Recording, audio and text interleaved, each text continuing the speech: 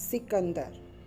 पुरु की यह बहादुरी वाली बातें सुनकर उसकी तारीफ करते हुए कहता है, वाह वाह, क्या बात कह दी महाराज पुरु, आपने क्या बात कह दी। हमने बहुत से बादशाह देखे। मेरा विश्व विजय का जो सपना है, उस सपने को पूरा करने के लिए मैंने बहुत से राजाओं को देखा, बहुत से बादशाहों को हराया भी, और बहुत से राजाओं को मैंने हराया भी है। लेकिन हमने आप जैसा बहादुर और दिलेर बादशाह आज तक नहीं देखा। दिलेर, निडर, लेकिन मैंने आप जितना बहादुर और निडर राजा आज तक नहीं देखा। पुरु, हमने भी बहुत से महाराज देखे हैं, मैंने भी बहुत से राजा देखे हैं, बहुत से राजाओं को पराजित किया है और बहुत से राजाओं को हराया भी है। पर तीर और तलवार की सौगंध, सौगंध मीन्स कसम, लेकिन तीर और तलवार की कसम हमने आप जैसा ओछा और घमंडी राजा आज तक नहीं देखा। ओछा होता है जिसकी नीयत खराब हो, तो लेकिन मैंने आप जितना धोखेबाज, नीच और घमंडी राजा नहीं देखा। पुरु की यह बात सुनकर सेल्यूकस को गुस्सा आ जाता है और वो अपनी तलवार निकालकर आगे पुरु को मारने के लिए बढ़ता है कि पुरु ने ये शब्द कैसे कहे।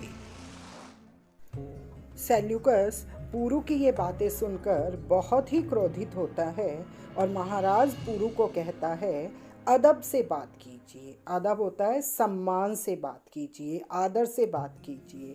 आप जानते हैं कि आप यूनान के सबसे बड़े बादशाह के सामने खड़े हैं। क्या आपको पता है कि आप दुनिया के या यूनान के सबसे बड़े बादशाह के सामने खड़े हैं। पुरु सेल्यूकस की ओर मुड़कर खड़ा हो जाता है। पहले पुरु का मुंह सिकंदर की तरफ था, लेकिन बाद में वो सेल्यूकस की तरफ मुड़कर खड़ा हो जाता है और बोलता है, अदब की बात करते हो? कौन हो तुम? तुम इज्जत की, सम्मान की बात करते हो? तुम कौन हो? इतना भी नहीं जानते कि जब दो राजा बात कर रहे हों तो बीच में बोलने से दोनों का अपमान होता है, कि जब दो राजा बात कर रहे हों तो बीच में नहीं बोलना चाहिए, इससे दोनों राजाओं का अपमान होता है। यदि हमारा दरबार होता तो ऐसे बेअदब को हम दरबार से निकाल बाहर करते। अगर मेरा दरबार होता तो ऐसे बदतमीज आदमी को मैं दरबार से बाहर निकाल देता। पुरु की ये बातें सुनकर सिकंदर सेल्यूकस को कहता है कि सेल्यूकस, तुमने गलती की है, माफ़ी मांगो।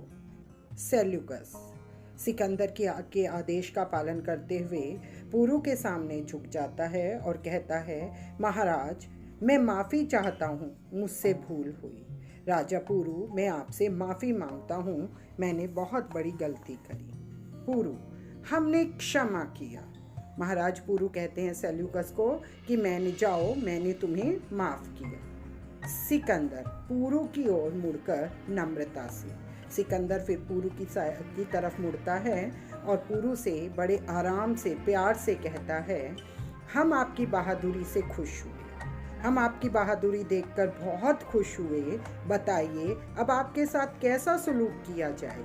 अब बताइए कि मैं आपके साथ कैसा सलूक, कैसा व्यवहार, कैसा बर्ताव करूं। जब राजा सिकंदर ने पुरु से कहा कि महाराज बताइए मैं आपके साथ कैसा सलूक करूं, तब पुरु ने निडरता से कहा, जैसा एक राजा को दूसरे राजा के साथ करना चाहिए।